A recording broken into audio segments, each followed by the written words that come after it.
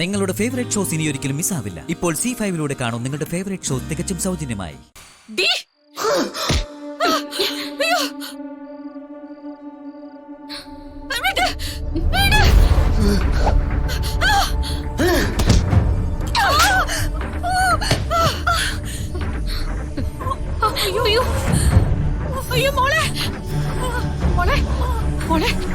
ഇത് മറ്റവളുടെ പണിയാ. ഓടിക്കോ, അല്ലെങ്കിൽ അവള് നമ്മളെ കൊല്ലും.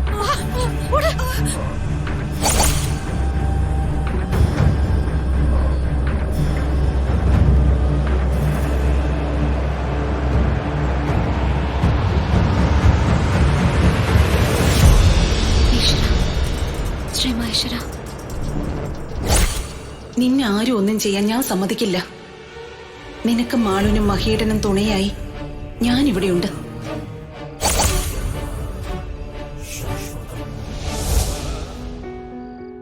ശ്രീ മഹേശ്വര, എന്നെ എത്രയോ അപകടങ്ങളിൽ നിന്നും അങ്ങ് രക്ഷിക്കുന്നു. ഇപ്പോ ഹൈമവതി ആന്റിയുടെ മുന്നിൽ നിന്നും അങ്ങ് തന്നെയല്ലേ എന്നെ രക്ഷിച്ചത്. ആരുമില്ലാത്തവർക്ക് അങ്ങ് തുണയായി ഉണ്ടാവുന്ന മുത്തശ്ശി പറയാറുണ്ട്. അത് തന്നെയല്ലേ എന്റെ കാര്യത്തിൽ സംഭവിക്കുന്നത്. ഞാൻ ദുർബലയാകുന്ന പല സമയത്തും എനിക്കൊപ്പം അങ്ങ് നിന്നില്ലേ. ഇതിനൊക്കെ ഞാൻ എങ്ങനെയാ ഭഗവാനെ നന്ദി പറയാ. എന്റെ അച്ഛനും അമ്മയും എനിക്ക് നഷ്ടമായപ്പോ ഈ ഭൂമിയിലെ ഏറ്റവും നിർഭാഗ്യവതിയായ ഒരു പെൺകുട്ടി ഞാനാണെന്നാ ഞാൻ കരുതിയത്. പക്ഷെ ഇപ്പൊ ഓരോ അനുഭവങ്ങളിൽ നിന്നും നീ എനിക്ക് കൈത്താങ്ങാവുമ്പോ ഞാനൊരു ഭാഗ്യവതിയാണെന്ന് തോന്നുക.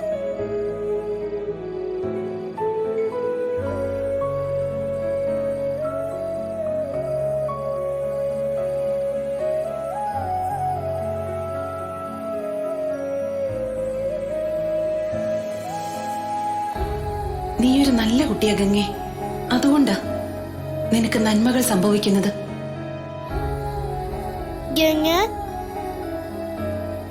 മാളു ഉറങ്ങിയില്ലേ? ഗംഗ അടുത്തില്ലാത്തോണ്ട് എനിക്ക് ഉറക്കം വന്നില്ല. അയ്യോ, ഗംഗ അറിഞ്ഞില്ലല്ലോ അത്. മാളു ഉറക്കാണെന്നാ ഞാൻ കരുതിയത്. ഗംഗ എന്നെ ഉറക്കാവോ? പിന്നെന്താ, മാളുനെ ഗംഗ ഉറക്കാട്ടോ.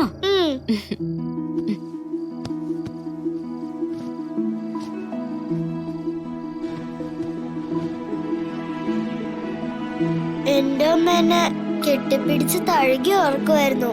ഗംഗ എന്നെ അങ്ങനെ ഉറക്കാമോ?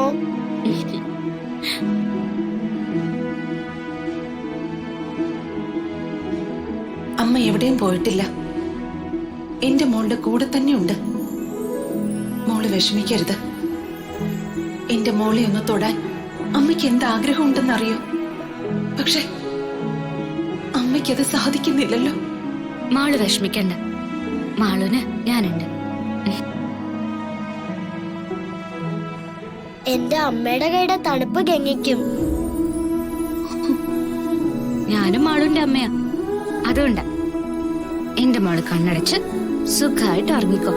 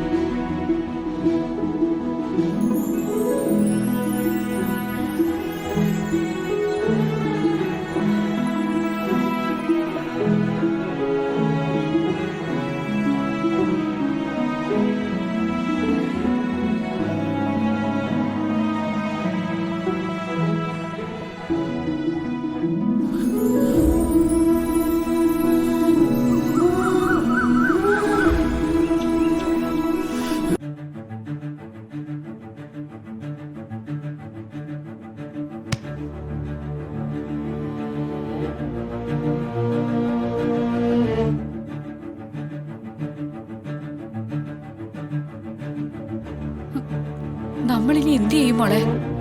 ആ ഗൗരി നമ്മളെ തന്നെയാ ലക്ഷ്യം വെച്ചിരിക്കുന്നെ. അതെ അമ്മേ, ആലോചിച്ചിട്ട് തന്നെ പേടിയാവുന്നു. മനുഷ്യരാണെങ്കിൽ വല്ല ഗുണ്ടകളെ കൊണ്ട് കൊല്ലിക്കായിരുന്നു. ഇത് ഒരിക്കൽ ചത്തതല്ലേ? ഇനിയിപ്പൊ എന്താ ഒരു വഴി? ഷോ, അമ്മ ഒന്ന് സമാധാനിക്ക്. എങ്ങനെ സമാധാനിക്കാനാ? നിനക്ക് പേടിക്കാനില്ല. നിന്റെ കയ്യില് മോതിരമുണ്ട്, എന്റെ കയ്യിൽ ഒരു കുന്തവും ഇല്ല.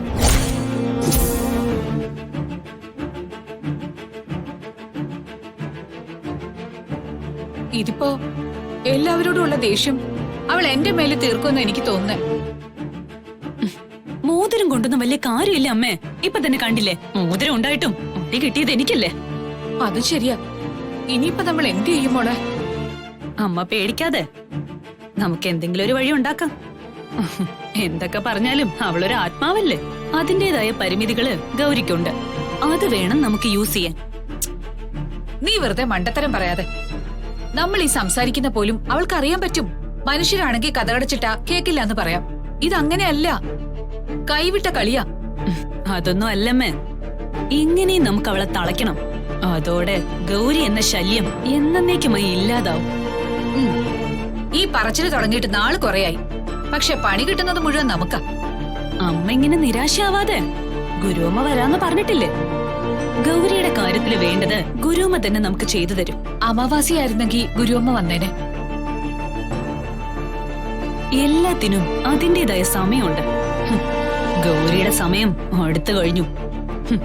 പിന്നെ അവള് ശരീരം വിട്ടു പോയതുപോലെ ഈ ഭൂമിയിൽ നിന്ന് അവളുടെ ആത്മാവും യാത്രയാവും.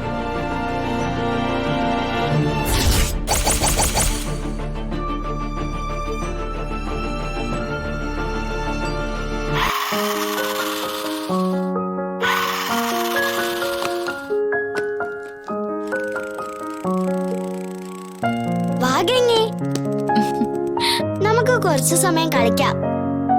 ഇപ്പൊ ഗംഗ എന്റെ കൂടെ കളിക്കാറേ ഇല്ലല്ലോ. അതെനിക്ക് ഒരുപാട് ജോലി ഉള്ളതുകൊണ്ടല്ലേ. ഇപ്പൊ ഗംഗ ജോലി ഒന്നും ചെയ്യണ്ട. ഇപ്പൊ പറ്റില്ല. നാളെ ഞാനിന്ന് തറവാട്ടിലേക്ക് പോവാം, മുത്തശ്ശിയെ കാണാൻ. വേണ്ട, ഗംഗ ഒരിടത്തേക്കും പോണ്ട. അയ്യോ, പോണം മോളെ. മുത്തശ്ശിക്ക് സുഖമില്ല. മുത്തശ്ശിയെ കാണാനാ ഞാൻ പോകുന്നത്. ആണോ? എങ്കിൽ ഞാനും വരും ഗംഗയുടെ കൂടെ. അത് വേണ്ട, ഞാൻ പോയിട്ട് വേഗം തിരിച്ചു വരാം. മോള് നല്ല കുട്ടിയായിട്ട് ഇവിടെ ഇരിക്കണം. ഇല്ല, ഞാനും വരും. ഗംഗയ്ക്ക് എന്താ എന്നെയും കൂടി കൊണ്ടുപോയാല്? അത് ശരിയാവില്ല മാളു. ബസ്സിൽ വേണം പോവാൻ. ഒരുപാട് സമയം ബസ്സിലിരിക്കണം. മാളുന് അതൊന്നും ശീലമില്ലാത്തല്ലേ. ഷോ, ആ അതിനൊരു വഴിയുണ്ട്. നമുക്ക് ബസ്സിൽ പോണ്ട, മഹിയോട് കൊണ്ടുപോകാൻ പറയാം. അയ്യോ, അതൊന്നും വേണ്ട. അതൊക്കെ മഹേട്ടിന് ബുദ്ധിമുട്ടാവും. അല്ലെങ്കിൽ തന്നെ മഹേട്ടിന് ഓഫീസിൽ ഒരുപാട് ജോലികൾ ഉള്ളതാ. എന്ത് ജോലി ഉണ്ടെങ്കിലും ഞാൻ പറഞ്ഞ മഹി വരും.